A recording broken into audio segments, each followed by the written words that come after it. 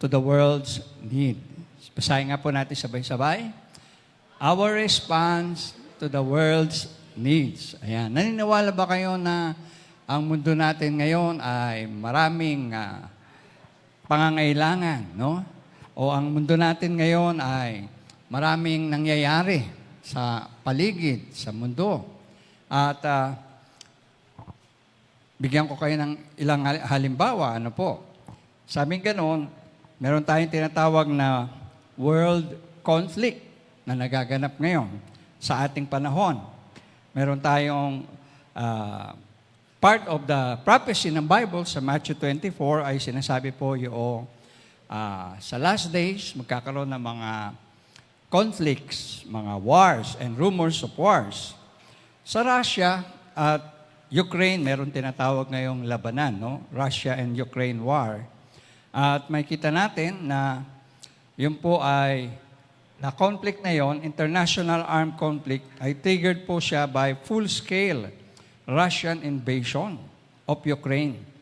At yun po, hanggang ngayon ay mayroong labanan doon. Ganon din, yung Israel at Hamas war na lumawak pa. Umabot pa siya sa Middle East. No? Kung napapanood natin sa balita, nagsimula lang yan sa Israel nung ang Hamas, October 2024, if I'm not mistaken, ay kanila pong minasaker ang napakaraming mga Hudyo o mga Jews. At mula doon sa incident ngayon, lumawak po siya ng lumawak at alam natin, ayun po, hanggang Middle East ngayon. Napasama na ang Iran, no? And then, na-involve na rin ang US. At yan, mga conflict po yan all around the world. Dito naman sa atin, sa Pilipinas, may conflict ba tayo sa bansa natin? Hello? Marami, ano? Dito na lang sa ating bansa, makikita po natin yung tinatawag na political conflict. Ayan. At nakita naman natin sa mga balita, yung pong tinatawag na Marcos and Duterte feud. Ayan, no? Yung bang labanan ng mga tagasunod ng Marcos administration at ng Duterte family. Alam natin na this week, mayroong balita na mayroong vlogger ba? Alam niyo ba yon? Vlogger na pinatay. Just because nagbablog siya at hindi nagustuhan siguro yung vlog niya, kaya siya ay pinatay. At, nakakalungkot isipin na sa ating panahon ay ganyan na ang takbo ng isip ng mga tao. Nasa social media, pag hindi nagustuhan yung isang bagay o yung nakita nila, andyan na magsasabi ng kung ano-anong hindi maganda, magsasalita ng masama, at minsan hindi nga lang salita, kundi meron pang kasunod na mga masamang aksyon. So ito yung mga tinatawag natin na mga conflicts, no? World conflicts. At tayo bilang mga Kristiyano, bilang mga anak ng Diyos, ay tinawag tayo ng Panginoon upang ibahagi ang Panginoon sa mundong ating ginagalawan.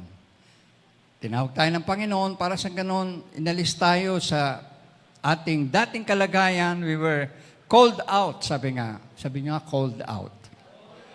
We were called out. Tayo'y tinawag ng Diyos mula sa sanlibutan patungo sa Kanyang kaharian. At tayo ngayon ay meron ng kaligtasan sa Panginoon, and one of our responsibility is to respond to the world's needs. Naniniwala tayo na marami pang tao, marami pang bansa ang hindi kumikilala sa ating Panginoon. We believe that Jesus Christ is the only answer to all the problems of the world. Amen ba kayo? Yes. So our response to the world's needs, ang ating pong Bible text, matatagpuan natin sa Romans 10, verse 15. Pwede po ba natin basahin sabay-sabay sa ating screen? And how shall they preach unless they are sent? Just as it is written, how beautiful are the feet of those who bring glad tidings of good things. Ayan. How beautiful are the feet of those who bring glad tidings of good things. Sa ibang translation po ay, how beautiful are the feet of those who bring good news. Ayan, o yung gospel sa mga maraming tao. Sabi ni Paul, papaano? How shall they preach unless they are sent? Paano magpapahayag ng salita ng Diyos o mag-share ng gospel kung hindi sila ipinadala? Pero sinasabi ng Bible na tayong lahat ay pinapadala ng Diyos. Andyan ba kayo? Sabi mo sa yung katabi, pinapadala tayo ng Diyos. Saan? Sa sanlibutan para ibahagi ang mabuting balita ni Kristo. Tayo rin ay, receiver tayo ng good news. Amen po ba? Tumanggap tayo lahat sa mabuting balita ng Panginoong Hesus, sa Ebanghelyo, sa Gospel ni Jesus, kung kaya tayo ngayon ay sama-sama na sumasampalataya sa Panginoon. Pero paano tayo nakakilala sa Diyos? Merong nag-reach out sa atin. Merong umabot sa atin, nag-share sa atin tungkol kay Jesus. Amen po ba? At dahil sa mga taong yon, tayo po ay dadala sa kaharian ng Diyos kay Kristo Jesus. Kaya pasalamatan natin ng Diyos sa mga taong ginamit niya. Pasalamatan natin ng Diyos sapagkat may mga ginagamit siya para ibahagi ang mabuting balita. At ngayon naman na tayo'y tumanggap na ng mabuting balita, tayo rin ay ina-encourage ng Panginoon at ng Kanyang salita na i-share, ibahagi ang mabuting balita. Ayan. So, sabi pong gano'n ng ating introduction, nung si Jesus ay lumakad sa Galilee, when Jesus walked the shores of Galilee, ayan, sabi po, the world's population was 250 million. Sabihin nyo siya, nga po, 250 million. So, imagine niyo nung time ni Jesus na nandito siya sa lupa, ang population sa buong mundo ay 250 million. No? Ito raw ay kasing laki lamang ng size ng USSR o ng Russia. So, maliit lang. Ibig sabihin, konti pa lang ang tao noong time ni Jesus. 250 million. Ngayon, after 1,500 years, yung 250 million ay nag-double. 1,500 years later, sabing ganon, ng next slide natin, nag-double yung population from 250 naging ilan na po? 500 million. So, ang gap po niyan ay from time ni Jesus, 1,500 years. Ang lumipas, bago nadagdagan ng 250 million na katao. Again, population po yung pinag-usapan natin, mga tao sa buong mundo.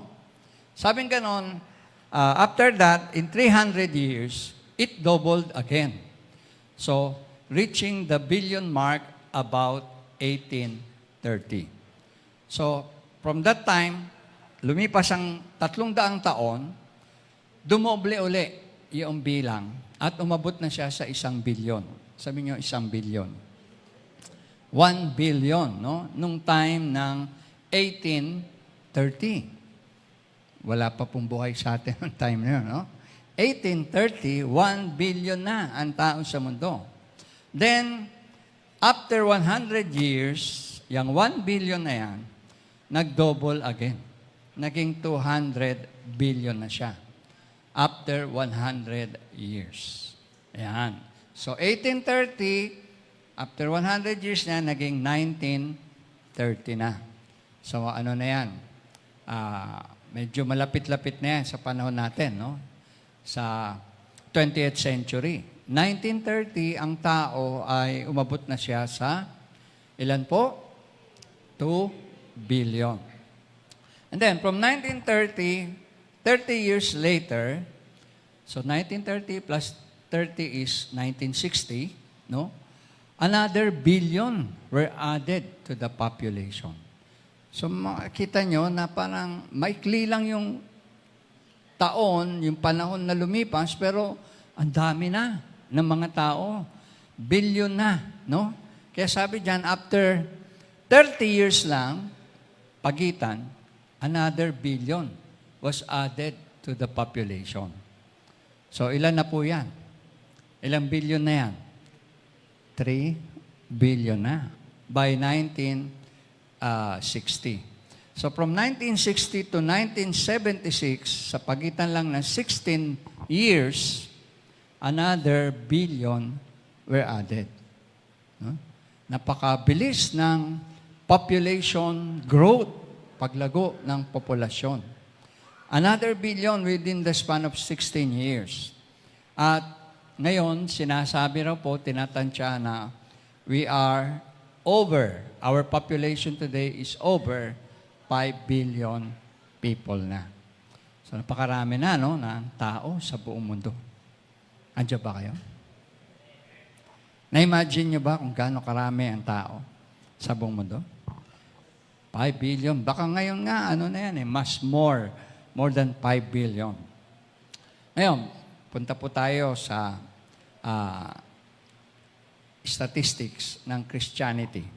Sabing ganon, in 2,000 years of Christian mission, ayan, Christianity has penetrated over 5,000 people groups.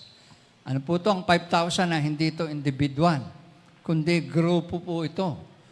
Mga grupo na sumasampalataya sa Panginoon. So in 2,000 years of Christian missions, meaning mula nung umakyat si Jesus sa langit hanggang sa year 2000, ay mayroong 5,000 people groups.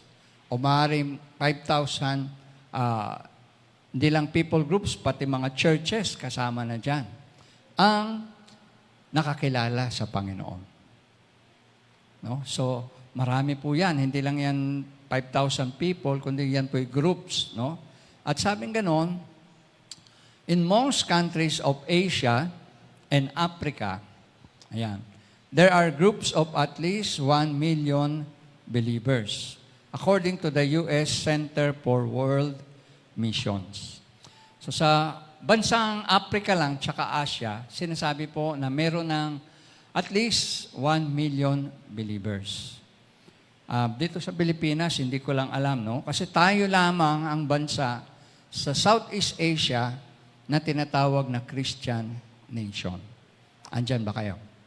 Yung mga kapitbahay po nating mga bansa, hindi po sila Christian nation. No? Either they are Buddhist, Muslim, Communist, at iba-iba pang mga paniniwala. Dito lang sa Pilipinas ang Christian nation na naniniwala sa Bible, kay Jesus, na naniniwala sa Trinity.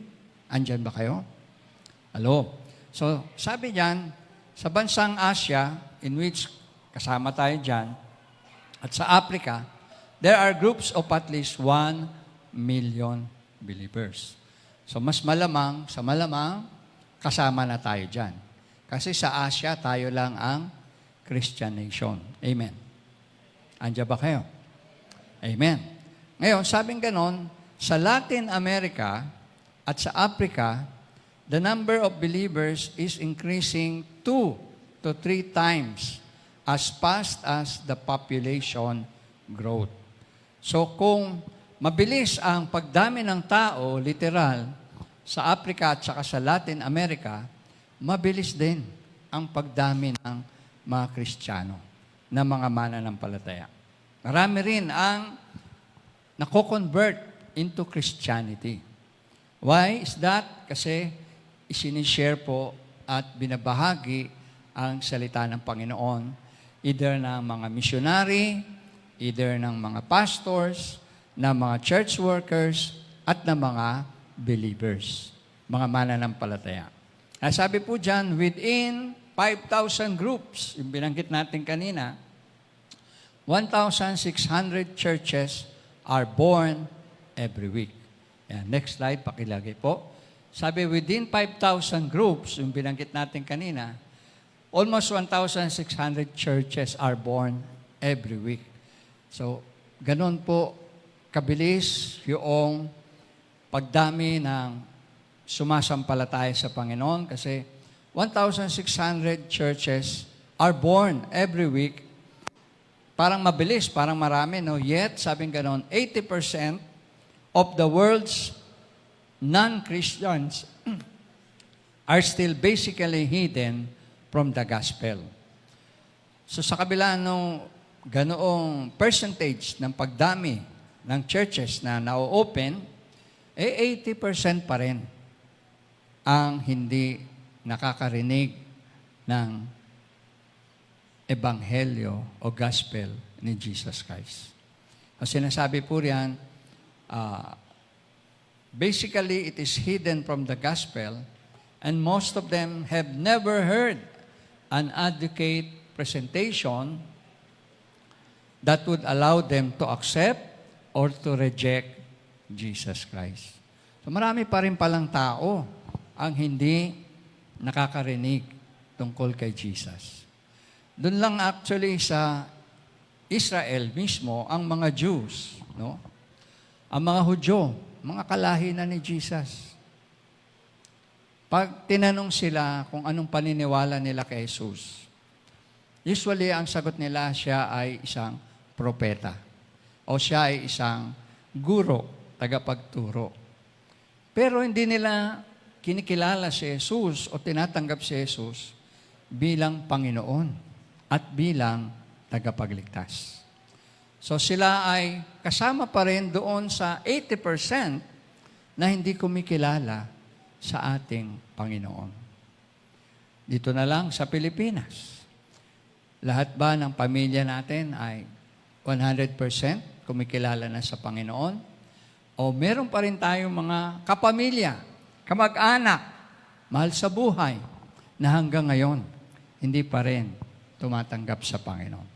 Kasama rin sila doon sa 80% na sinasabing hindi pa nakarinig o hindi pa kumikilala sa ating Panginoon. No? Bagaman, sabi nga, pag nagtipon-tipon tayo mga Kristiyano, ang mga churches, pag nagsama-sama, o yung kagaya ng praise and worship na ginawa kagabi sa Bayona. Sa MOA. Para pag tinignan natin sa picture, ang dami na noon, no? Pero napakaliit na porsyento lang po yun. Kung iahambing sa kabuuan ng mga tao sa buong mundo. Amen ba kayo ron? Andiyan pa ba kayo? So dito binibigay po natin, pinapakita natin ang picture, big picture. Sabi niya nga, big picture. Malaking picture when it comes to the world's needs. Sa pamamagitan ng pangangailangan ng kaligtasan ng mga tao. Sabi ko nga, binanggit ko kanina yung mga conflicts, world war conflicts, o yung mga labanan, political conflicts natin dito sa bansa natin. Hindi po magkakaroon ng ganyan kung ang karamihan ng tao, karamihan na nasa politika, ay mga Kristiyano na. Andiyan ba kayo? Kasi ang tinuturo ng Bible, tinuturo ni Jesus ay huwag mag-away. Kundi sabi ng Bible, love your enemies. Pray for them that persecute you. Diba? Tinuturo ng Panginoon yan. Ano bang nakikita natin ngayon sa ating bansa? Puro siraan, labanan, patayan, nakawan. Andiyan ba kayo? Yung 10 utos ay nilalabag sa ating bansa. Ano po sa 10 utos? Yung huwag kang magnanakaw. Alam naman natin na ang malaking problema ng ating bansa ay korupsyon. Andiyan ba kayo? I believe, in my personal opinion, na both sides, administration at saka opposition, parehong guilty sa corruption. Hindi na kailangan magturoan na, kayo, itong side na to, magnanakaw talaga yan, talagang. Lahat naman po, halos ng nasa gobyerno, ay majority. Merong kaso ng korupsyon. Andiyan ba kayo?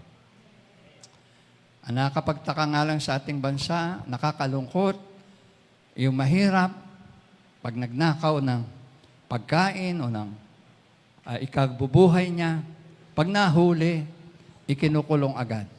Wala nang marami pang kuskus balungos. Pero pag ang mayayamang politiko ang nagnakaw ng bilyon-bilyon sa kaban ng bayan, ay hindi talaga maipakulong-pakulong. Ano ho? Yun po ang sistema ng ating mundong kinagalawan. Kaya ang sabi ko, dito sa mundong ito ligtas man ang mga magnanakaw sa gobyerno sa mundong ito. Pero pagdating sa final judgment ng Diyos, siguradong itatapon sila sa impyerno. Andiyan ba kayo? Makaligtas man sila rito. Kasi alam niyo po, dito sa ating sistema ng bansa, kung sinong nakaupo, siya yung makapangyarihan. Hindi mo pwedeng galawin. Andiyan ba kayo? Kaya yung mga tao, kahit na anong gawin po na tawag ito, protesta, o kahit na anong gawing aksyon, hanggat nakaupo ang mga magnanakaw sa posisyon, hindi mo yan magagalaw. Hintayin natin mawala sila sa posisyon at saka sila panagutin. Andiyan ba kayo? Yun po ang tamang paraan. Kasi as long as they are in their power, no one can convict them. Kaya, tingnan ninyo, pag yung presidente, tapos na ang termino niya, doon siya hinahabol ng taong bayan. Doon siya dinidemanda. Kaya, ngayon, maghintay tayo. After ng termino ng administrasyon, doon dapat panagutin ang mga magnanakaw. Hindi sa time nila ngayon na nakaupo. Imposibleng mangyari po yan. Kasi, first of all, biblically speaking, nakaupo sila at yung kapangyarihan nila ay God-given authority. Kaya pag yan po ay nilabag o tinanggal sila o nag-people power, yan po ay malinaw na paglabag din sa utos ng Diyos. Pero pag wala na sila sa kapangyarihan, pwede na sila ipakulong, pwede na silang managot sa kanilang mga kasalanan sa taong bayan. Andiyan ba kayo? At bilang Kristiyano, yun po ang ipag-pray natin, na yung justice, lahat po ng mga yan, ang mga magnanakaw ng bayan, ay makulong after ng kanilang termino. Upang ang sa ganon, magkaroon ng katarungan ang mga kababayan natin na tayo na nanakawan at sabi nga, biktima. Tayong taong bayan ang nahihirapan, di po ba? Habang sila yung nagpapasarap. Amen po ba? Kaya ang bawi natin dyan sa Judgment Day, mga kapatid. Kasi doon, yung hatol ng Diyos ay wala pong palakasan, wala pong, sabi nga, bayaran, hindi kayang suhulan ang Diyos. Amen ba? Pag sinabi ng Diyos na guilty at papaparusahan, tiyak po yan. So, ang justice na hihingin natin sa Lord, hindi man dito sa lupa maibigay ng tao, pero we will believe that God is the God of justice. Amen po ba? Na wala pong makakalusot doon po sa hatol ng Diyos. So, going back, malaki talaga ang pangailangan na ibahagi natin ang mabuting balita ng Panginoon. Now, sabi po, the problem with statistics is that they seem to make people immaterial. No, non-entities. But the masses of people who live on our globe are individuals who are members of families just as ours, yours. Individuals who come into the world one at a time and die the same one at a time. No? Individuals that God loves. Sabihin nyo, individuals that God loves. No? Kaya nga yung John 3:16, talagang napaka-powerful verse po yan na sinasabing, for God so loved the world. Sobrang pagmamahal ng Diyos sa sanlibutan, kaya inialay niya, ibinigay niya ang bugtong na anak na si Jesus upang ang sinumang sasampalataya sa Kanya ay hindi mapapahamak kung hindi magkakaroon ng buhay na walang hanggan. Buhay na walang hanggan. Yun ang solusyon ng Diyos sa problema ng kasalanan, sa problema ng sanlibutan. Si Kristo Jesus ang sagot. Jesus is the answer. Amen. To all our problems, to all our needs, Jesus is the answer. Kaya nga sabing ganon, hindi lamang statistics ang mga tao, hindi lamang numero ang mga tao, kundi ang mga tao ay individual.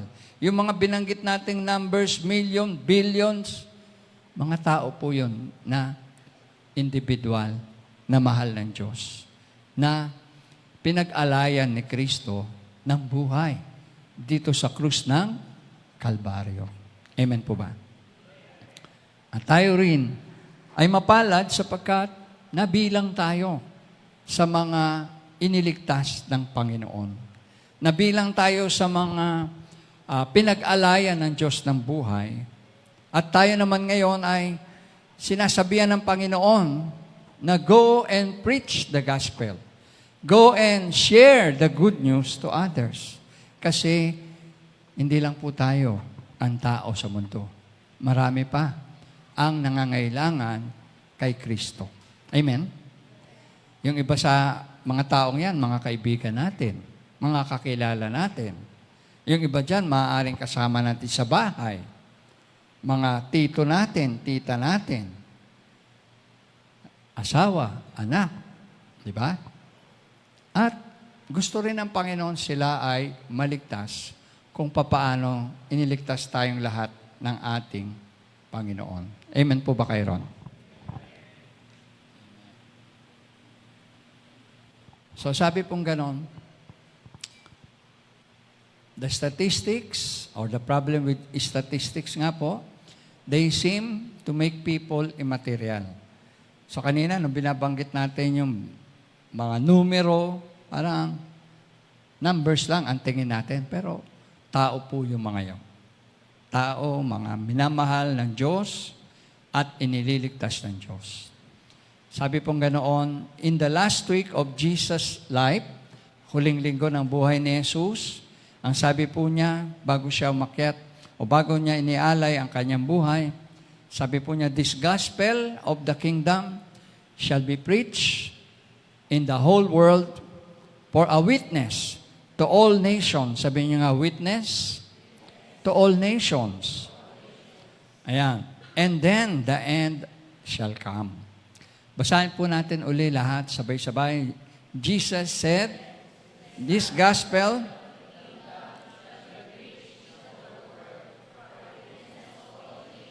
and then the end shall come. So, si Jesus mismo ang nagsasabi na kailangan daw po nating i-share ang gospel. No? O i-preach, o i-share. No? Yung salita kasi yung preach, sasabi, baka pang pastor lang yan, kasi preaching eh.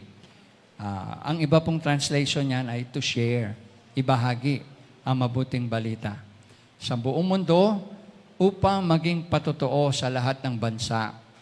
At pagkatapos, ayan po, the end shall come. Ano po yung end? Yung pagbabalik ni Jesus, siya'y babalik at siya po ay kukunin na niya ang kanyang mga anak at kakasamahin habang buhay. Sa Matthew 24 po yan, nakalagay, verse 14. Ang tanong is, what's your response to the great needs of our generation? Basahin nga natin sabay-sabay po.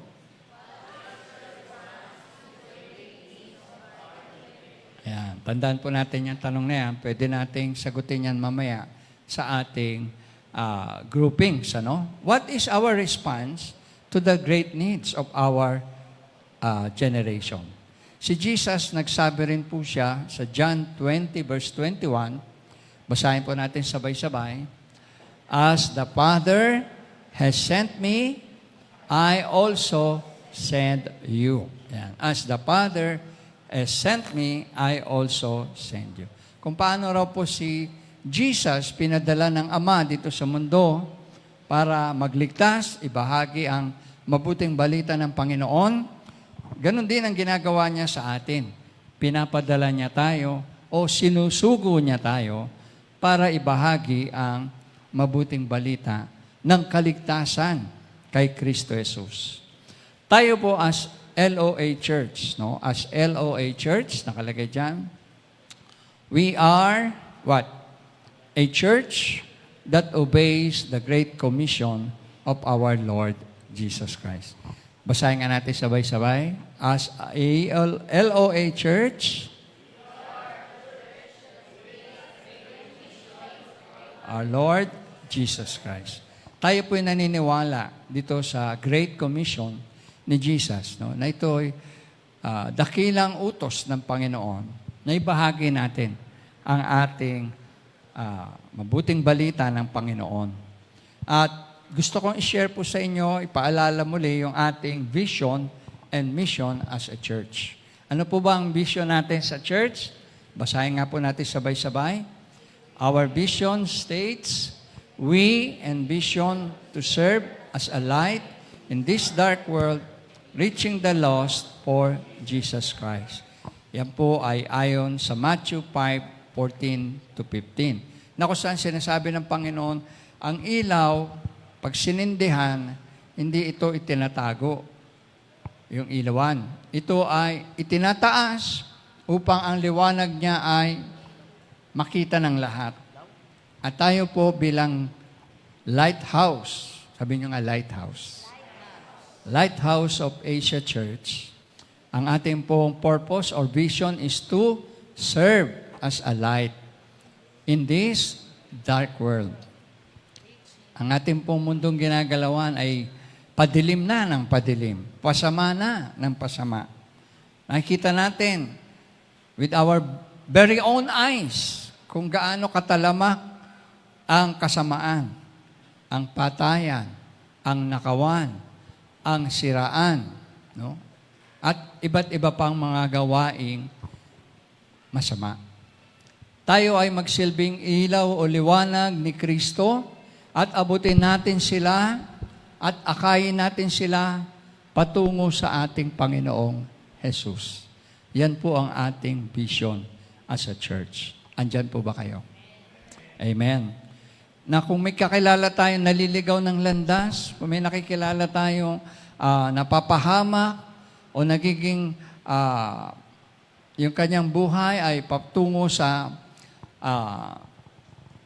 kasamaan, atin po silang abutin, atin silang akayin sa ating Panginoon na siyang liwanag, ilaw ng sanlibutan. At sila'y ating dalhin sa pagkilala sa ating Panginoon. Ang ating pong mission statement, ang sabi ng ating mission statement, basahin po natin. We exist to reach the lost and church people and turn them into devoted followers of Jesus Christ to reflect God's glory in this dark world. Yan naman po ay matatagpuan sa 2 Corinthians chapter 4, verse 6. Na tayo po sabi, we exist to reach the lost. Nandito ang church natin, nandito tayo sama-sama upang abutin ang mga nawawala, naliligaw ng landas, o sabihin na natin, nagwawala rin, abutin natin sila. Amen? At yung mga unchurched people, yung hindi po nag-church, hindi nakaka-attend ng church. Yung mga, may kilala ba kayo mga taong hindi nag-church pag Sunday? Hello? Baka yung iba nga kasama nyo pa sa bahay. Pupunta kayo sa church, sasabihin na, ikaw na lang, dito lang ako sa bahay. Ayan. Ang tawag po natin doon ay mga unchurched people. Hindi sumasamba paglinggo. Hindi tumutungtong sa church. hindi, parang bang allergy ba sila sa church? O parang pakiramdam nila pagpunta sila sa church, parang masusunog sila o aapoyan sila. O kaya parang natatakot sila pumasok sa church. May mga ganun pong tao. Iba yung pakiramdam nila. Pero kapag sila po'y nabahaginan natin ng pag-ibig ng Diyos, ng kaligtasan ng Panginoon, at yun po'y naunawaan nila, magbabago po yung kanilang puso. Magbabago po yung kanilang isip. Magbabago po yung kanilang damdamin. At sila po ay papasok sa church. Amen po ba? Andiyan ba kayo? Sino po sa inyo ang dating hindi nag-church, pero ngayon nag-church na? Amen? Pwede ba natin palakpakan ng Panginoon sa buhay ng bawat isa? Amen? Tayo po yun. We are unchurched people before. But when God has reached out to us and brought us from the kingdom of darkness to the kingdom of light, now we became followers of Jesus Christ. Ngayon ay masaya na tayo pag pumupunta sa church. Ngayon meron na tayong kagalakan, meron na tayong kapayapaan, meron na tayong pag-ibig na nilagay ng Panginoon sa ating puso. Kasi yun po ang kalooban ng Diyos sa atin.